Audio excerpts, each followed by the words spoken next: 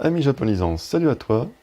Aujourd'hui, on va voir une application pour chercher des mots en français, enfin du français au japonais, donc un simple dictionnaire franco-japonais, sur Android. Donc je t'ai préparé le petit Android, et donc c'est un dictionnaire qui s'appelle Dictionnaire japonais-français. Donc ce que j'aime bien avec cette application-là, en fait, c'est qu'elle est toute simple, et tu as une fonction qui est vraiment sympa, de mettre dans tes favoris les mots que tu as cherchés, que tu veux garder en mémoire, en fait. Donc là, je te montre sur le téléphone directement. Donc, par exemple, tu cherches n'importe quel mot. Hein. Attends, je vais mettre le clavier en japonais. Et on va chercher, par exemple, kaisha. Kaisha, voilà. Donc tu cliques sur le mot. Et donc tu as kaisha. Et là, ils te disent à peu près tout ce qu'il y a à savoir sur kaisha. Donc ça veut dire entreprise. Et ça se prononce kaisha, voilà. Et tu as les kanji en même temps. Ok? Donc là, tu vois, il est déjà dans mes favoris, mais normalement, tu cliques sur l'étoile en haut à droite, et il va aller directement dans tes favoris.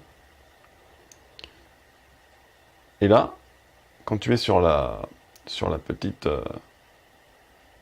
page d'accueil, tu cliques juste sur l'étoile avec les traits juste à côté là.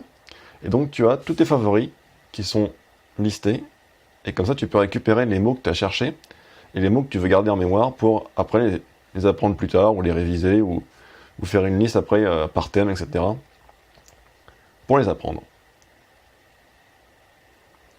Donc ce petit dictionnaire-là, il est assez sympa parce que par rapport à d'autres dictionnaires franco-japonais, il y a plus de mots. En tout cas, j'ai trouvé qu'il y avait plus de mots. Il y en a toujours moins que dans les dictionnaires anglo-japonais et que dans les dictionnaires unilingues, bien sûr. Mais tu vas avoir quand même pas mal de choses. Genre par exemple, si on fait l'inverse, là, si on va chercher écrire, par exemple, hop, tu as kaku, shirusu, pardon, en général, on écrit kaku.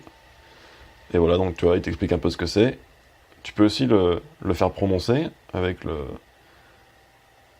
l'espèce d'enceinte en haut à droite. Et il te le prononce en japonais, mais c'est pas forcément utile parce que tu as la prononciation en hiragana.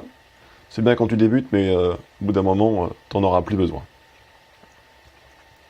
Donc ce petit dico, il s'appelle Dictionnaire franco-japonais, ou français-japonais. Tu cherches ça dans Google Play et tu vas le trouver très facilement. Donc là, j'ai la version Gold, donc elle est payante, mais normalement, tu as une version gratuite avec des pubs. Et voilà, donc je te conseille vraiment cette petite application-là qui est sympa, surtout pour les débutants, pour ceux qui ont un peu du mal avec la langue de Shakespeare. Sur ce, moi je te dis à plus. Maintenant, ciao ciao.